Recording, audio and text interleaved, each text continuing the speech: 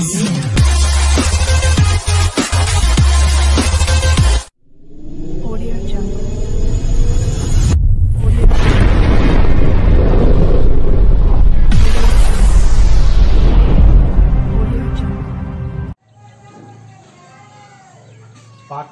Simplification में question number 144। कुछ छात्रों ने एक पिकनिक मनाने की योजना बनाई। इसमें भोजन पर 5,000 रुपये खर्च होने थे, परंतु 5 विद्यार्थियों के न जाने से प्रत्येक सदस्य पर 50 रुपया अतिरिक्त खर्च बढ़ गया। कितने छात्र पिकनिक पर गए? फिर क्वेश्चन समझो। कुछ छात्रों ने पिकनिक मनाने की योजना बनाई। इसमें भोजन पर 5,000 रुपया खर्च होने थे, परंतु 5 विद्यार्थी नहीं गया। तो 5,000 रुपया जो खर्च होना था तो 5 नहीं गया, तो अब जितना बच गया उसी को 5,000 रुपया देना है। तो विद्यार्थी घट गया तो रुपया हर एक पर चंदा बढ़ जाएगा। बोलो, जैसे मान लो 20 विद्यार्थी है, 20 विद्यार्थी प्लान बनाया, 600 रुपया हम लोग भोजन पर खर्च करेंगे पिकनिक पर। तो एक विद्यार्थी पर कितना पड़ा? बोलो तो चंदा 20 विद्यार्थी 600 रुपया देगा, इसीलिए एक विद्यार्थी कितना? 600 बटा 20, यानी 30 रुपया चंदा पड़ा एक विद्यार्थी पर। एक विद्यार्थी पर 30 रुपया चंदा पड़ा। ऐसी परिस्थिति आई, चौथे दिन मान लो 4 दिन के बाद सबको 30-30 रुपया जमा करना था 20 विद्यार्थी को, और 5वें दिन इसको पिकनिक पर जाना था। समझे?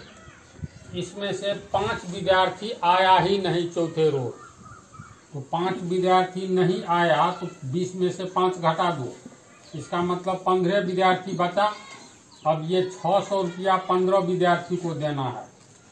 तो 20 रहता तो एक पर 30 रुपया बैठता चंदा, अब 5 आया ही नहीं तो 15 को देना है 600 रुपया।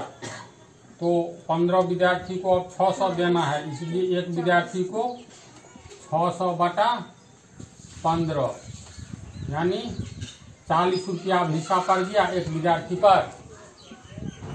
इसका अर्थ है, मान लो 20 विद्यार्थी था तो 600 रुपया चंदा देना था पिकनिक के लिए, लेकिन जिस दिन चंदा जमा करना था उस दिन 5 विद्यार्थी नहीं आया, यानी 20 माइनस 5 15 विद्यार्थी बढ़ गया। तो पहले जितना देना था उसमें देखो 10 रुपया बढ़ रहा है। इसी पैटर्न पर यह हिसाब है पहला। तो डायरेक्ट अब हिसाब को देखो।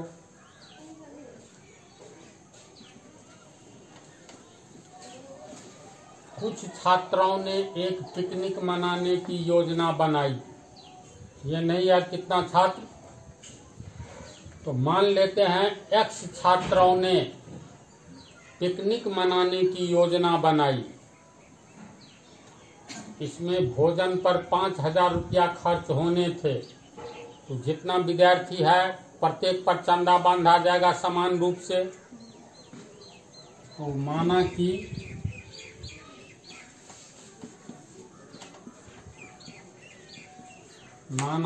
X विद्यार्थियों ने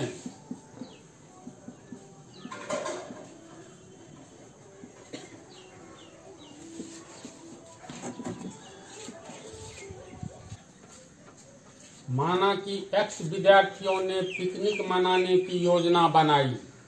कुछ छात्रों ने एक पिकनिक मनाने की योजना बनाई, तो कुछ तो मानना होगा। तो माना कि X विद्यार्थियों ने पिकनिक मनाने की योजना बनाई, तो X विद्यार्थियों को 5,000 रुपया देना था। 5,000 रुपया खर्च होने थे, तो ये 5,000 रुपया तो X विद्यार्थी ही न देगा। तो चूंकि X विद्यार्थियों को 5,000 रुपया देना है, यानी X विद्यार्थियों को 5,000 चंदा देना है, तो एक विद्यार्थी पर कितना पड़ेगा? तो चूंकि X विद्यार्थियों को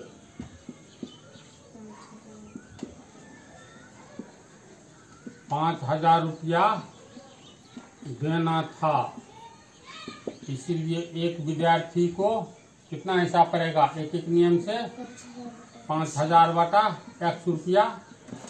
अतः एक विद्यार्थी पर चंदा निकालेंगे ना, अरे तो 5 नहीं आया, लेकिन पहले जो प्लान बना उसके अनुसार अभी उदाहरण दिए थे। मान लो x विद्यार्थी है तो एक पर कितना चंदा पड़ेगा?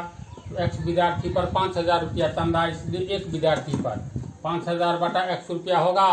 तो समझ रहा आशीष?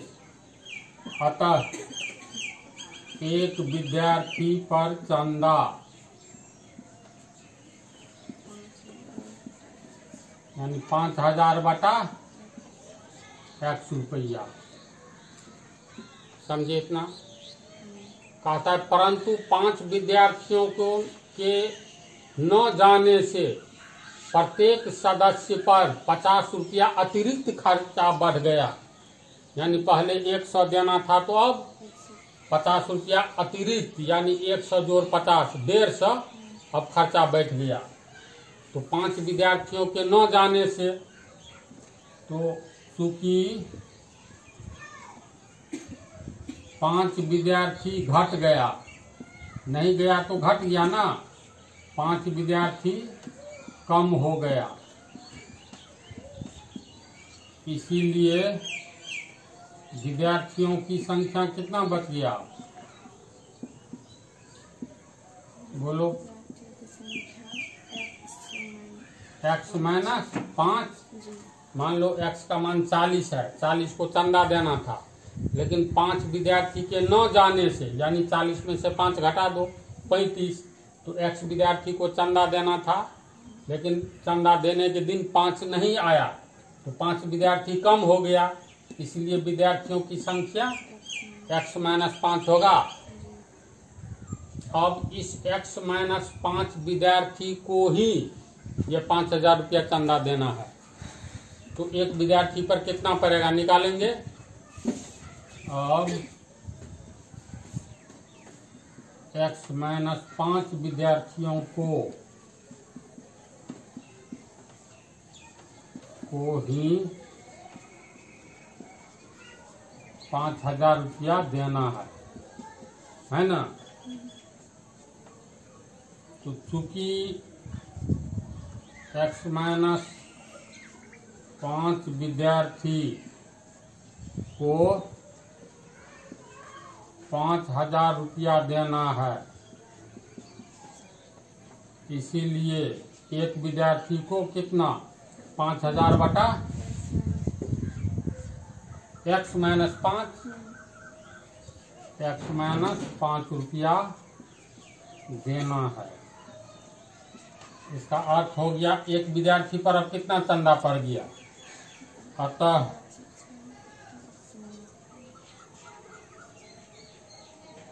एक विद्यार्थी पर चंदा 5,000 बटा x माइनस 5 रुपया पड़ा। कितना समझ गई? चलो उतारो। देखो जब x विद्यार्थी था तो एक विद्यार्थी पर कितना चंदा आ रहा था? 5,000 बटा x आ रहा था ना। 5 विद्यार्थी नहीं आया तो अंत में x माइनस 5 विद्यार्थी रह गया। x माइनस 5 विद्यार्थी पर 5,000 चंदा, तो एक विद्यार्थी पर यह चंदा निकला है 5,000 बटा x माइनस 5। यहाँ तक समझा? बोलो तो।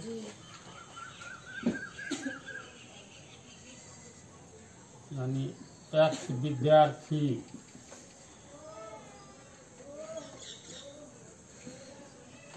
के रहने पर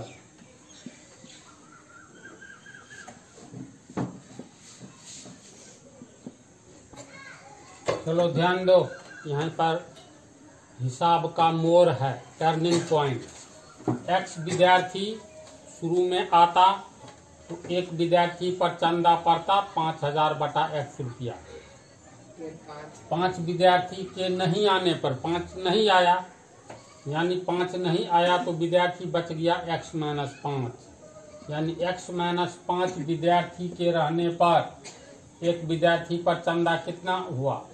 5000 बटा x माइनस 5 रुपया हुआ ना।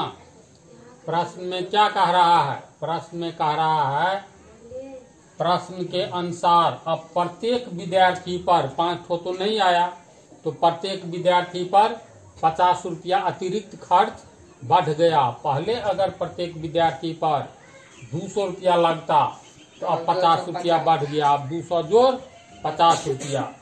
तो लिखेंगे प्रश्न से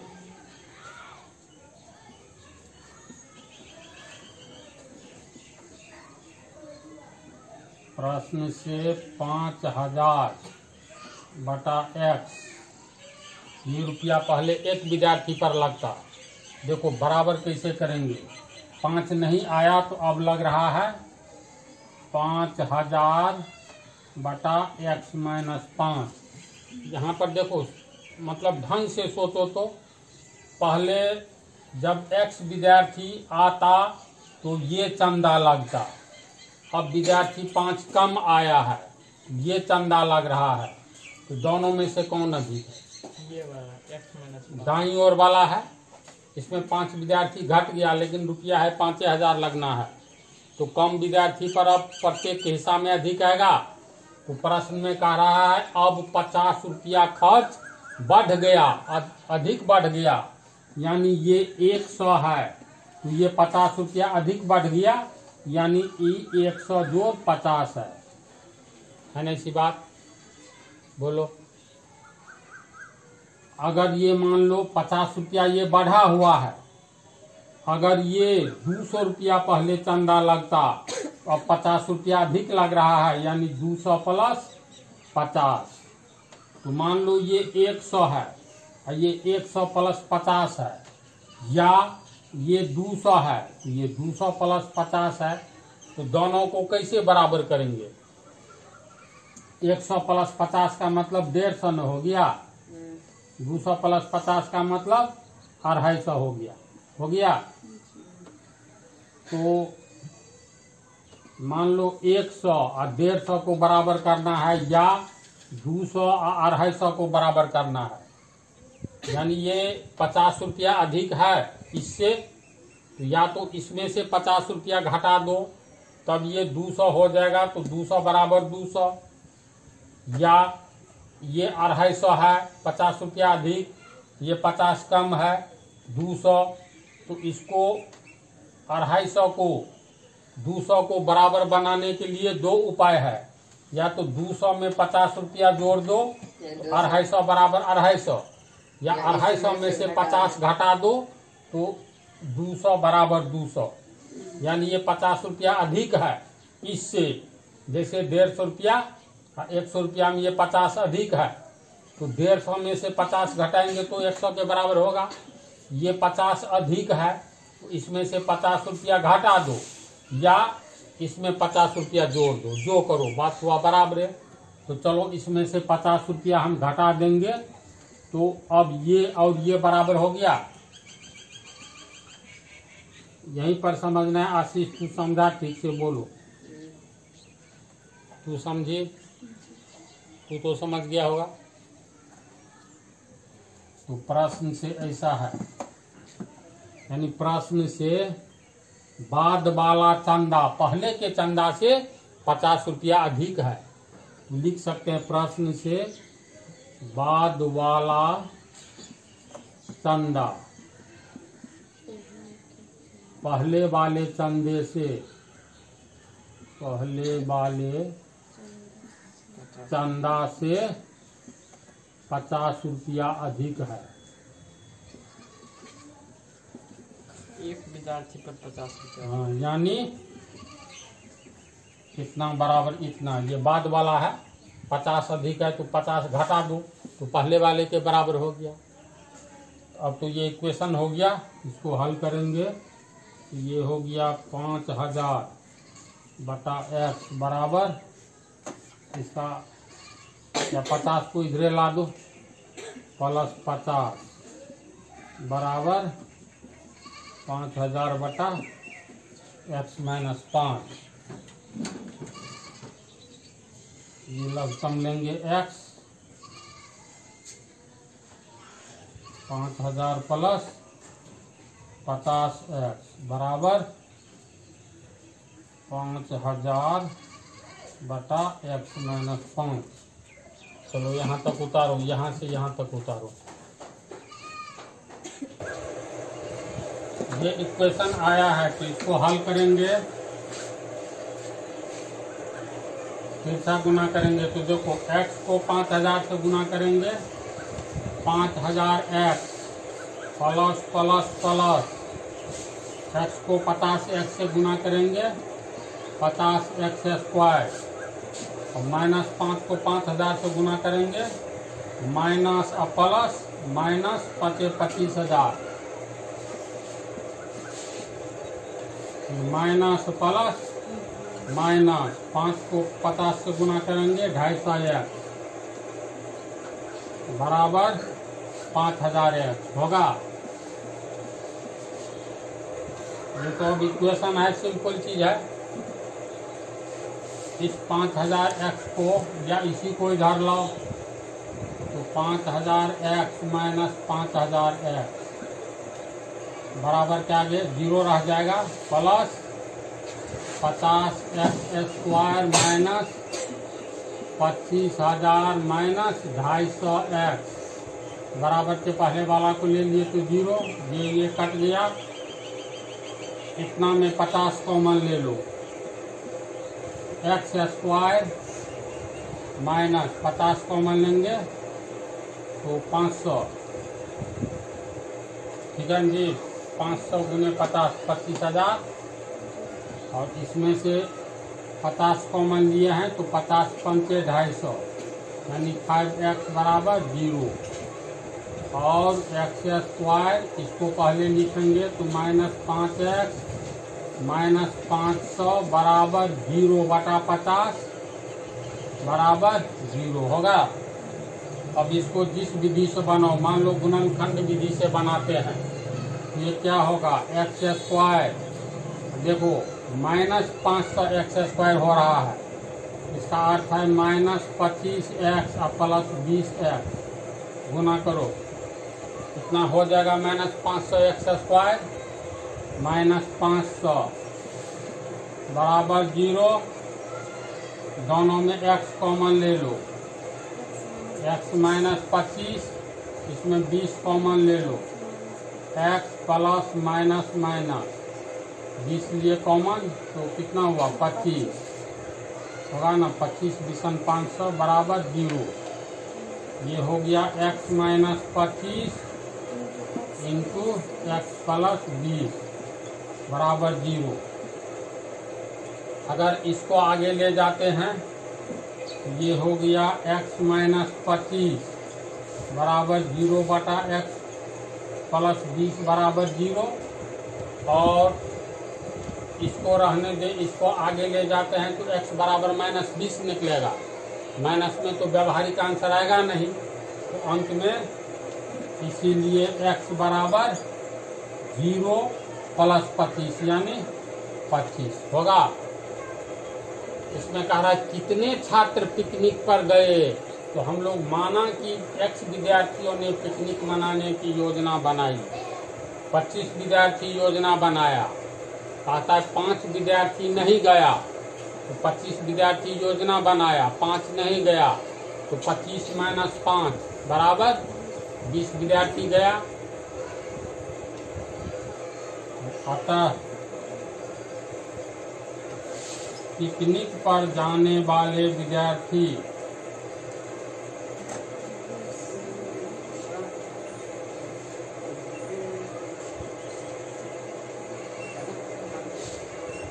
x को जाना था 5 नहीं गया, x माइनस 5, x का मान 25 आया, 25 माइनस 5 बराबर 20 आंसर होगा। अब इस हिसाब में इसको सेटिंग करके दिखलाते हैं, यहाँ से यहाँ तक उतारो।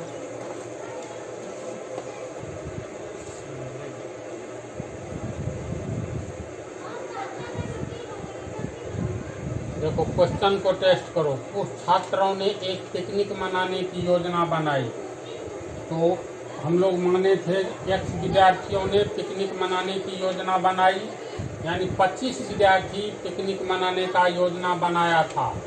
भोजन पर 5,000 रुपया खर्च था, तो 25 विद्यार्थी कितना देता? जमा 5,000 रुपया चंदा देता, इसीलिए एक विद्यार्थी पर कितना पड़ता? 5,000 बटा 25 यानी 200 रुपया पड़ता। एक विद्यार्थी पर 200 रुपया पहले पड़ रहा था, लेकिन 5 नहीं आया, यानी 20 आया, तब 20 विद्यार्थी को देना है 5,000 रुपया चंदा, इसलिए एक विद्यार्थी को 5,000 बटा 20 250। अब देखो तो 50 रुपया अधिक लग रहा है, पहले 200 लगता, अब 250। इसका अर्थ आंसर सही है ना। तो हिसाब बना करके आंसर का टेस्ट करने पर अगर सेटिंग में बैठ जाए तो समझना आंसर सही है, नहीं बैठे तो आंसर गलत है। अब अगला देखो, प्रॉब्लम नंबर 145। इस टाइप का हिसाब हम पहले भी बतलाए हैं। एक 80 मीटर ऊंचे गोल खंभे पर एक बंदर 1 मिनट में 5 मीटर चढ़ता है, परंतु दूसरे मिनट में 2 मीटर नीचे फिसल जाता है। खंभे के ऊपरी सिरे पर पहुंचने में उसे कितना समय लगेगा?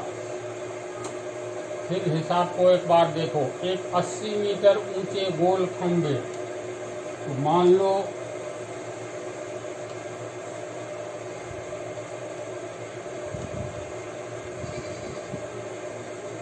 ये ए बी एक गोल खंभा है। गोल खंभा का मतलब ये हो गया, इस पर चढ़ेगा बंदर तो फिसलेगा न, ये पूरा गोल है। 80 मीटर ए बी एक 80 मीटर ऊंचा गोल खंभा है, यानी ये हाइट हो गया 80 मीटर।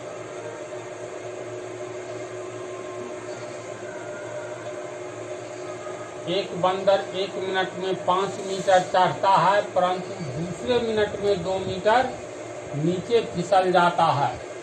मान लो 8 बजे ये बंदर 1 मिनट में 5 मीटर ऊपर चढ़ता है, यहाँ पर आया 8 बजे, यहाँ 8 बज रहा था तो 8:01 में यहाँ आया, तो दूसरे मिनट में 3 मीटर 2 मीटर नीचे फिसल जाता है। ये 5 मीटर है, ये 5 मीटर। 8 बजे चढ़ना शुरू किया तो 8:01 तक यहाँ आया, दूसरे मिनट में यानी 8:02 में 2 मीटर फिसल गया, तो कुल दूरी ये दूरी चढ़ा ना, इतना दूरी।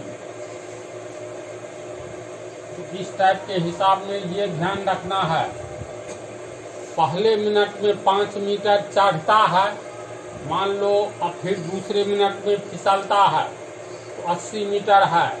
कल्पना करो अगर ये 75 मीटर, 5 मीटर कहता है ना 1 मिनट में चढ़ता है, तो मान लो जितना मिनट में आवे, अगर यहाँ तक आ गया ये तुमको 75 मीटर है, यहाँ तक 75 मीटर की ऊंचाई तक भले ही जितना मिनट में चढ़ते उतरते यहाँ पर आ गया। अब ये 80 मीटर का है, इतना हो गया 75 मीटर, तो ये 5 मीटर बच रहा है।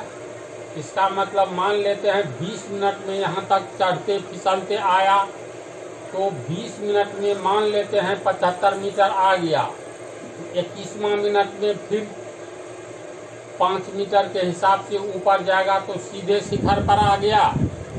21वां मिनट में शिखर पर आ गया, जब शिखर पर आ जाएगा तब तो बंदर क्यों फिसलेगा, यहाँ जाकर के बैठ जाएगा, और ऊंचाई रहता तब न फिसलता।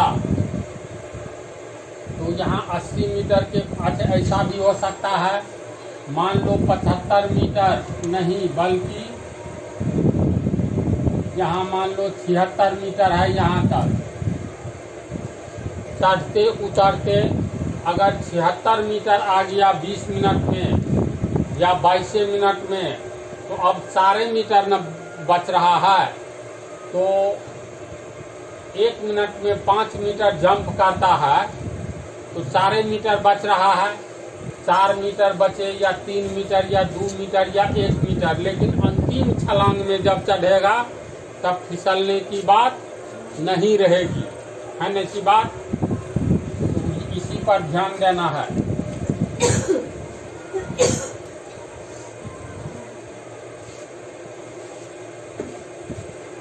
अब हम लोग मान लेते हैं AB एक गोल खंभा है जिसकी ऊंचाई 80 मीटर है।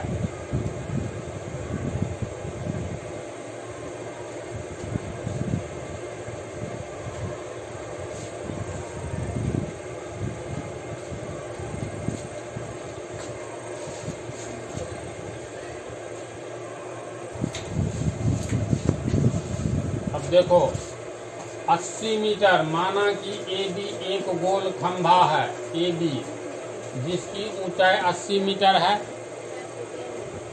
कह रहा है 1 मिनट में 5 मीटर चढ़ता है, परंतु दूसरे मिनट में 2 मीटर फिसल जाता है। तो प्रश्न से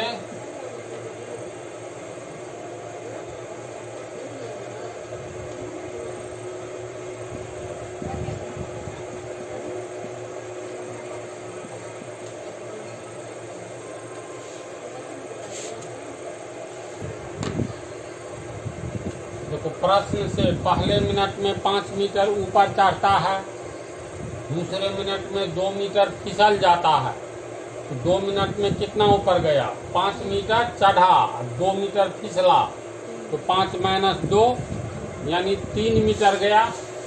अर्थात 2 मिनट में 5 मीटर माइनस 2 मीटर बराबर 3 मीटर ऊपर चढ़ता है ना। तो 3 मीटर ऊपर चढ़ने में इसको ऐसे भी तो कह सकते हैं, या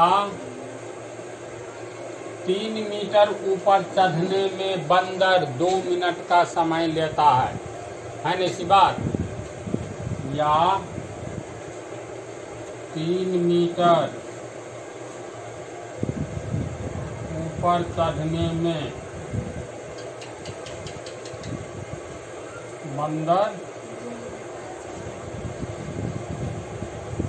2 मिनट समय लेता है।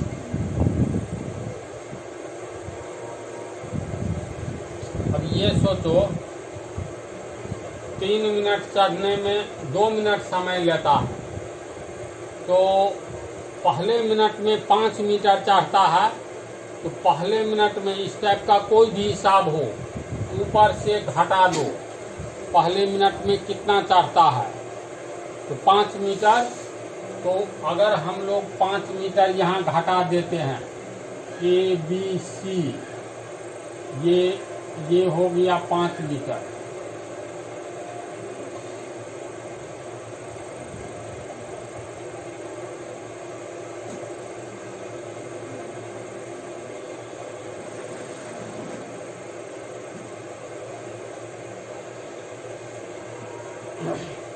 तो ये कितना हो गया? पूरा है 80 मीटर, ये 5 मीटर, तो ये बचा हुआ कितना हो गया? 75 मीटर हुआ।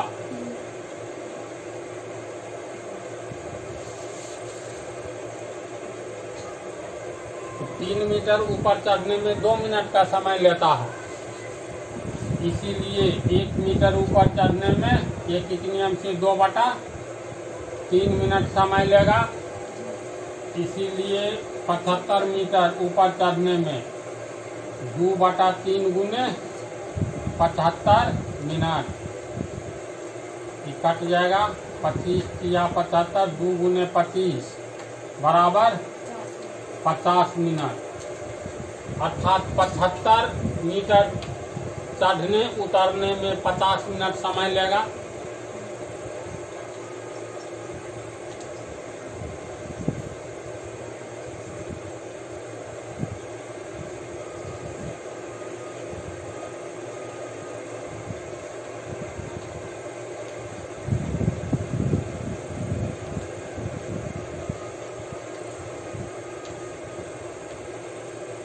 अब 75 मीटर ही क्यों लिए, क्या कारण? कारण ये है क्योंकि पहले मिनट में तो ये 5 मीटर, ये 3 मीटर चढ़ता है, सॉरी पहले मिनट में 5 मीटर चढ़ता है तब दूसरे मिनट में फिसलता है। तो अगर हम लोग ये देख ले टॉप से लेकर के नीचे में बंदर कहाँ तक आ जाएगा, ताकि अब जो ऊपर चढ़ेगा अंतिम छलांग में तो नहीं फिसलेगा। इसके अनुसार जितना चढ़ता है ना उतना घटा करके देखो कितना होता है। तो 80 में से 5 घटाए तो 75 मीटर तक क्या स्थिति है। तो ये देख रहे हैं 3 मीटर ऊपर चढ़ने में 2 मिनट, इसलिए 1 मीटर, इसीलिए 75 मीटर, यानी 50 मिनट के बाद बंदर सी पर रहेगा और मात्र 5 मीटर की दूरी बच जाएगी। अब अंतिम छलांग जो लगाएगा 1 मिनट में 5 मीटर, तो टॉप पर बंदर पहुंच जाएगा, इसीलिए नहीं फिसलेगा, है ना। हाँ 1 मिनट इसमें जोड़ देंगे तो यहाँ तक उतारो, अंतिम लाइन बच रहा है। देखो 75 मीटर चढ़ने में लगा समय 50 मिनट निकला है। अब अंतिम 5 मीटर जो बच रहा है, अंतिम 5 मीटर की छलांग लगाने में लगा समय 1 मिनट दिया हुआ है ना। 1 मिनट में बंदर 5 मीटर चढ़ता है। चूंकि अब अंतिम छलांग में बंदर शिखर पर पहुंच जाएगा और इसलिए वह नीचे नहीं फिसलेगा। अतः कुल समय 50 मिनट जोड़ 1 मिनट बराबर 51 मिनट आंसर, समझे। तो रहने दो इसमें अब।